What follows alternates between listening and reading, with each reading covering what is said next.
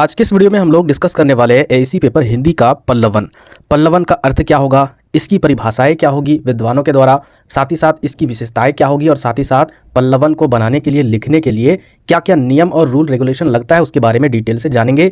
यही क्वेश्चन आपके एग्जाम में हूबहू पूछा जाएगा या फिर यह क्वेश्चन पूछा जाएगा संक्षेप में वर्णन करें पल्लवन का, तो भी आपको यही सारा कुछ लिखना होगा। कुछ भी क्वेश्चन पल्लवन से रिलेटेड अगर आपके एग्जाम में आएंगे ना, यही आपको डालना होगा। सबसे पहले अर्थ, परिभाषा, विशेषताएं और क्या क्या नियम लगते हैं इसको लिखने के लिए, बनाने के लिए। तो आइए हम लोग समझते हैं पल्लवन क्या होता है। पल्लवन किसी भाव का विस्तार है जो उसे समझने में सहायक सिद्ध होता है। कोई भी अगर भाव कठिन है, कोई भी अगर भाव ज़्यादा टफ लग रहा है, आपको समझ में नहीं आ रहा है, जैसे कविता में भी अलग अलग टफ वाले वर्ड या फिर भाव रहते हैं, तो उसको समझ में नहीं आता है तो कहीं ना कहीं उसका विस्तार हम लोग समझते हैं, उसके बारे में अच्छे से अनुवाद करके समझते हैं। तो उसी तरीके से पल्लवन भी वही चीज़ है। कोई भी टफ अगर भाव हो तो उसका विस्तार जो चीज़ होता है उसको समझने में यह सहायक प्रदान करता है, सिद्ध होता है। विद्वान जो होते हैं या फिर संत महात्मा आदि समाज शैली और प्रतीकात्मक शब्दों का प्रयोग करते हुए ऐसे गंभीर बात कह देते हैं जो उनके लिए तो सहज या फिर सरल होती है, पर सामान्य व्यक्ति के लिए उसके भाव को समझने में कठिन होती है। यहाँ पर आपको जो लिखा हुआ है ना, वही रट्टा नहीं मानना है, आपको मैं समझा रहा हूँ।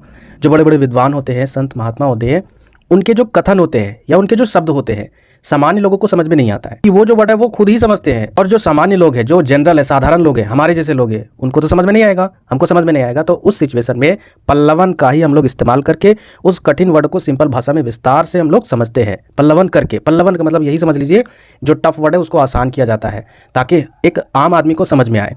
वही चीज़ यहाँ पर लिखा हुआ है, ऐसे वाक्यों को पल्लवन की सहायता से स्पष्ट किया जाता है। ऐसे सूत्रात्मक वाक्यों के भाव को स्पष्टता प्रदान करने के लिए विस्तृत व्याख्यात्मक प्रस्तुति की जाती है। प्रायः नीति वाक्य, सूत्र वाक्य, कहावतों आदि का पल्लवन किया जाता है। और पल्लवन किन किन चीज़ों का होता है, तो नीति वाक्य, सूत्र वाक्य या फिर जो कहावतें होते हैं, फ्रेज होते हैं, ठीक है, या फिर बोल सकते हैं मुहावरों का भी यहाँ पर पल्लवन किया जा सकता है, या फिर जो टफ टफ भाव है उसका भी यहाँ पर पल्लवन किया जा सकता है। तो इन सभी चीज़ों का पल्लवन होता है, जिससे उनके भावों को, अर्थ को समझने में एक सामान्य व्यक्ति के लिए बहुत ही आसान हो जाता है पल्लवन के द्वारा। उम्मीद करते हैं कि पल्लवन के बारे में कुछ हद तक आप लोग समझ गए होंगे। अब पल्लवन के अर्थ व परिभाषा को डिफाइन करते हैं और समझते हैं। सबसे पहले यहाँ पर देखिए, पल्लवन का जो शब्द है, पल्लवन जो शब्द है उसको अगर आप देखिएगा और उसको समझिएगा, अगर कहीं भी आपको सर्च करना है गूगल में या इंटरनेट में, तो उसका जो शाब्दिक अर्थ होता है ना, वो विस्तार या फिर फैलाव आपको मिलेगा हिंदी में। लेकिन यह जो है वह अंग्रेजी शब्द के एक्सपेंशन का पर्याय है। पर्याय समझते हो ना, सिनोनियम वर्ड्स, ठीक है। सिनोनियम मतलब उसी का पर्यायवाची शब्द, तो एक्सपेंशन का ही पर्यायवाची शब्द है अंग्रेजी शब्द का, यानी उसको विस्तार करना, एक्सपेंशन करना। इसके अंतर्गत किसी शब्द, सुक्ति या फिर उदाहरण, लोकोक्तियों आदि को दृष्टांतों व उदाहरणों आदि की सहायता से विस्तार प्रदान किया जाता है। यानी इसके अंतर्गत क्या होता है कि जो भी शब्द होते हैं कठिन या फिर सुक्ति या फिर उदाहरण या फिर लोकोक्तियाँ, उन सभी को विस्तार करके उसको आसान बनाया जाता है। इसमें किसी भी विषय की विस्तृत विवेचना की जाती है ताकि उस सूत्र वाक्य में छिपे हुए जो गहन भाव है उसको सरलता से जो पढ़ रहे पाठक उसको समझ में आए, यानी उसको प्रस्तुत किया जा सके पढ़ने वाले लोगों के पास, ताकि उन सभी को समझ में आए जो भी पढ़ रहे उस भाव को। इसलिए गहन भावों से युक्त सूत्रात्मक वाक्य का विस्तार करना ही पल्लवन कहलाता है। यानी जो भी कठिन भाव है उसको विस्तार करना ही पल्लवन कहलाता है। अब समझते हैं कुछ विद्वानों के द्वारा परिभाषाएं, जैसे डॉक्टर नरेश मिश्र के शब्दों के द्वारा क्या यहाँ पर बोला गया है कि पल्लवन क्या है।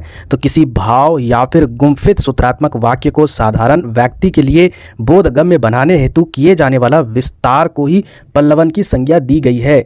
यानी कोई भी अगर भाव हो, ठीक है, या फिर कोई सूत्रात्मक वाक्य, सूत्रात्मक कहने का मतलब उस वाक्य में ऐसा ऐसा वर्ड डाला गया है, सूत्र डाला गया है जो आपको समझ में ही नहीं आए, तो उस साधारण व्यक्ति के लिए, बोधगम्य का मतलब होता है आसान बनाने के लिए, ऐसा ऐसा टफ वर्ड यूज़ करता है ना, समझ से बाहर है, तो किसी भी सामान्य व्यक्ति को आसान बनाने के लिए किए जाने वाले जो विस्तार है, ठीक है, उसी को पल्लवन कहा गया है, उसकी संज्ञा दी गई है। आगे देखते हैं पल्लवन और व्याख्या में क्या अंतर है। तो पल्लवन का मतलब भी होता है विस्तार, और व्याख्या अगर किसी चीज़ को कर रहे हो तो उसमें भी आपको विस्तार करना जरूरी है। लेकिन दोनों में अंतर क्या है, दोनों तो सेम जैसा है, क्योंकि जो भी कठिन वर्ड आपको मिलेंगे उसको भी तो आपको व्याख्या करने के लिए विस्तार करना होगा ताकि आसानी से समझ में आ जाए। और व्याख्या भी मतलब व्याख्या होता है, व्याख्या मतलब आप अच्छी तरीके से समझ रहे हो। तो समझते हैं दोनों के डिफरेंस को। प्रथम दृष्टि से पल्लवन और व्याख्या एक दूसरे के पर्याय प्रतीक होते हैं। पहले दृष्टि से दोनों सेम है, पर्याय का मतलब होता है दोनों सेम वर्ड, दोनों सेम है पहले दृष्टि से अगर देखा जाए, लेकिन दोनों में पर्याप्त अंतर है। क्या पर्याप्त इसमें अंतर है? तो पल्लवन में नीति वाक्य, सूत्र वाक्य, लोकत्या आदि का क्या किया जाता है? उसके भावों का विस्तार होता है। इसमें केवल मूल भाव और प्रसंगों का विस्तार किया जाता है। किसमें? पल्लवन में। जबकि व्याख्या में ये सारा कुछ होता है, यानी जो पल्लवन में होता है मूल भाव व निहित प्रसंगों के विस्तार के साथ साथ उनकी आलोचना व टीका टिप्पणी की भी स्वतंत्रता होती है। यानी व्याख्या तो कर ही रहा है, उसका विस्तार तो कर ही रहा है, लेकिन और उसमें अगर और अच्छे से व्याख्या उनको करना है तो उसमें आलोचना या फिर अगर देखा जाए जो भी उसमें कमियां है उस कमी को भी उसमें डाल सकते हो, उसको और लंबा कर सकते हो। लेकिन पल्लवन में ऐसा कुछ नहीं है। जो उसका अर्थ है उतना ही आपको विस्तार करना होगा, उससे ज़्यादा उसमें कमियां आपको ढूंढनी नहीं है, उसकी आलोचना बिल्कुल भी नहीं करना है, ना ही टीका टिप्पणी आपको करना है पल्लवन में। जबकि व्याख्या में ये सारा कुछ होता है। पल्लवन में ऐसा स्वतंत्रता नहीं होती है। पल्लवन में संदर्भ और प्रसंग की योजना का महत्व होता है, जबकि व्याख्या में विशेष तथ्यों को अलग से स्पष्ट किया जा सकता है। व्याख्या में क्या होता है कि आप अलग से सभी तथ्यों को स्पष्ट कर सकते हो, जबकि पल्लवन में क्या होता है, जो भी संदर्भ है या फिर प्रसंग है, जैसे कविताओं में आपने संदर्भ या फिर प्रसंग वर्ड सुना होगा, उसी का ही महत्व होता है, उसी को ही विस्तार किया जाता है। चलिए हम लोग आगे देख लेते हैं पल्लवन की विशेषताएं या फिर इसके गुण। तो पहला विशेषता क्या है, पल्लवन से क्या क्या हमें बेनिफिट होती है, वही ना होता है विशेषता या फिर गुण। तो देखिए, पहला स्पष्टता। अस्पष्टता कहने का मतलब है स्पष्ट होनी चाहिए, यानी साफ सुथरी होनी चाहिए। ऐसे तो पल्लवन हम लोग क्यों कर रहे हैं कि जो चीज़ हमें समझ में नहीं आ रहा है, साफ सुथरा दिखाई नहीं दे रहा है, मतलब नहीं समझना मतलब साफ सुथरा दिखाई नहीं देना, तो इसीलिए हम लोग स्पष्टता को बहुत अहमियत देते हैं पल्लवन में। पल्लवन में दिए गए विषय में स्पष्टता का गुण बहुत ही जरूरी है, अनिवार्य है। अच्छी प्रकार से चिंतन मनन करने के बाद उसकी ऐसी रूपरेखा बनाई जाती है कि मूल भाव को उदाहरणों की सहायता से स्पष्ट किया जाता है। यानी स्पष्ट करने के लिए ये सारा कुछ यहाँ पर करना अनिवार्य है। आगे हम लोग देखते हैं नेक्स्ट पॉइंट आपका संक्षिप्त का गुण या फिर संक्षिप्तता। कुछ भी लिखा रहे, संक्षिप्त मतलब होता है शॉर्ट। तो संक्षिप्त का गुण क्या है? तो यह सही है कि पल्लवन में सूत्र वाक्य का विस्तार किया जाता है, लेकिन यह विस्तार अनावश्यक भी नहीं होना चाहिए, यानी ज़्यादा उसमें वर्ड डाल के लंबा लिफाफा नहीं करना चाहिए। इसमें व्यर्थ की टीका टिप्पणी और तर्क वितर्क का कोई स्थान नहीं होता। विरोध विचारों, उदाहरणों और तर्कों का कोई भी स्थान नहीं दिया जाना चाहिए। आगे हम लोग देखते हैं नेक्स्ट आपका पॉइंट तीसरा, सरलता। सरलता का मतलब आप सभी को पता है कि आसान होना चाहिए।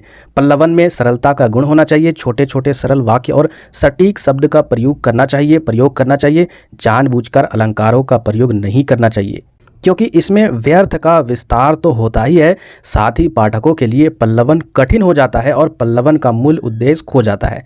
यानी ओवरऑल अगर देखा जाए आसान होना चाहिए, कठिन नहीं होना चाहिए, जिससे जो पाठक पढ़ रहे हैं ना उसको पढ़ने में आसानी हो सके। आगे हम लोग देखते हैं छठवां नंबर, आलोचना व टीका टिप्पणी का निषेध। निषेध का मतलब नहीं करना है। तो आपको इसमें यही चीज़ लिखना है कि पल्लवन में जो भी प्रसंग है या फिर विचार है या फिर कथ्य है उसका विस्तार ही किया जाना चाहिए। इसके अलावा आपको ना आलोचना या फिर एक्स्ट्रा टीका टिप्पणी वगैरह जो भी चीज़ है वो नहीं करना चाहिए। ठीक है, ज़्यादा विस्तार करना निषेध है, यही वर्ड आपको इसमें लिखना है। आगे देखते हैं पल्लवन प्रक्रिया के नियम क्या क्या है, यानी कहने का मतलब है पल्लवन अगर आपको करना है किसी भी भाव का तो क्या क्या नियम होना चाहिए। तो देखिए, जिस नीति वाक्य या फिर सूत्र वाक्य या फिर लोकतिया, इन सभी में से किसी एक का अगर आप पल्लवन करना चाहते हो तो उस पर अच्छे विचार करते हुए उसका भाव अच्छे से समझ लेना चाहिए। प्रत्येक शब्द के अर्थ को भली प्रकार से यानी अच्छे से समझ लेना चाहिए तथा उससे संबंधित उदाहरण सोच लेना चाहिए। सबसे पहले नंबर पर आपको यही करना है कि जिस चीज़ का आप पल्लवन कर रहे हो उसके भाव को अच्छे से विचार कर लेना होगा, समझ लेना होगा, उसके बाद ही उसका उदाहरण भी आपको समझ लेना होगा, सोच लेना होगा, तभी आप शुरुआत कीजिएगा पल्लवन का। दूसरे पॉइंट पर आपका मूल भाव के साथ साथ सहयोगी विचारों को भी महत्व देना चाहिए।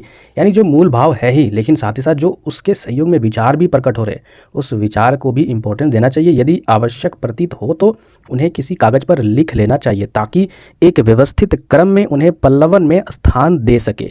अनावश्यक विचारों को छोड़कर उपयोगी विचारों को पल्लवन में ही स्थान देना चाहिए। नेक्स्ट आपका तीसरा पॉइंट, पल्लवन के लिए एक प्रारूप अपने मन में तैयार कर लेना चाहिए।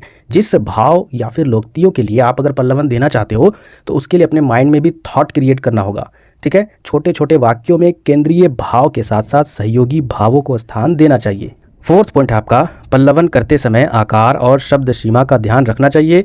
यह सही है कि पल्लवन में हम दी गई लोकति, सूत्र वाक्य आदि का विस्तार करते हैं, लेकिन यह विस्तार अनावश्यक भी नहीं होना चाहिए। यानी इसका आकार कितना होना चाहिए, कितना वर्ड आपको लिखना चाहिए, ये कोई फिक्स नहीं है। फिर भी ये मशवरा दिया जाता है कि 150 से लगभग 250 शब्दों के बीच ही ये पल्लवन का यूज करना चाहिए। अगर इससे ज़्यादा अगर आपको लिखना है तो आपको नेक्स्ट अनुच्छेद का यूज़ करना होगा। अनुच्छेद कहने का मतलब है पैराग्राफ बोलिए। ठीक है, तो इस तरीके से आप पल्लवन का यूज कर सकते हो ये सारे नियम में। में। आगे देखिए 5 नंबर के आपका पल्लवन का आरंभ और अंत विशेष रूप से प्रभावशाली होना चाहिए, लेकिन इसका अर्थ ये भी नहीं है कि मध्य भाग जो है वो इंपॉर्टेंस नहीं है।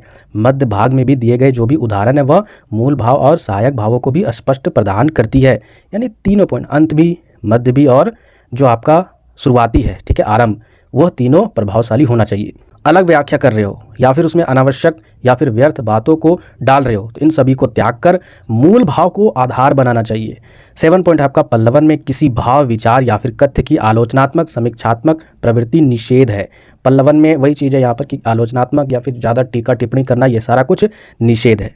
देखिए बहुत सारा कुछ आपको मिलता जुलता मिलेगा, टेंशन नहीं लेना है। 100% आपके एग्जाम में क्वेश्चन बनेंगे, अच्छे से आपको रिवीजन करना है बस। पल्लवन की भाषा सरल, सहज और विषय के अनुकूल ही होना चाहिए। आगे देखिए नेक्स्ट पॉइंट, बर्तनी, वाक्य विन्यास या फिर विराम चिन्ह और व्याकरणी, जो व्याकरण के जो नियम है, इन सभी को ध्यान में रखकर आपको पल्लवन को करना होगा। नेक्स्ट पॉइंट है आपका पल्लवन लिख लेने के बाद उसे एक बार फिर से पढ़ना चाहिए। यदि उसमें किसी तरीके से कुछ भी मिस्टेक है, त्रुटि है, गलती है, अगर वह दिखाई देती है तो उन्हें दूर करने का भी प्रयास करना चाहिए। आगे आपको लास्ट में यहाँ पर निष्कर्ष तो मैंने नहीं लिखा, आपको यहाँ पर निष्कर्ष लिख लेना होगा। उम्मीद करते हैं निष्कर्ष मैंने बहुत वीडियो में बताए हैं, खुद से लिख लोगे, इतना आप लोग टैलेंट हो चुके हो। नए व्यूअर कम से कम लाइक तो जरूर कर दीजिएगा, ठीक है। मिलते हैं फिर नेक्स्ट वीडियो में।